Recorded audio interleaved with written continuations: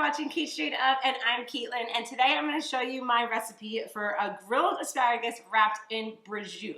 I have another asparagus recipe on this channel, so if you're just looking for a plain grilled asparagus recipe, make sure to check this one out. But this is absolutely delicious. You are going to love it. The prosciutto gets so nice and crispy on the grill, and it is absolutely delicious. So all you need is that prosciutto and some asparagus. You're just going to roll up your prosciutto around your asparagus, of course after it's been cleaned and you've snipped the ends off, and just put it on your plate.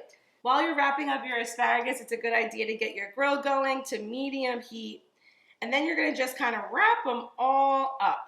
I like to do it towards the middle, but feel free to, of course, do it, however you want. It doesn't need to be perfect. It's just so good. This is a delicious 24-month aged prosciutto. And after you have your asparagus all rolled up like this, you are ready to head on out to your grill. You're going to place the asparagus directly on the grate and just let it hang out for a couple of minutes. After 5 minutes or so, you're going to turn it over, being careful to not knock off that prosciutto.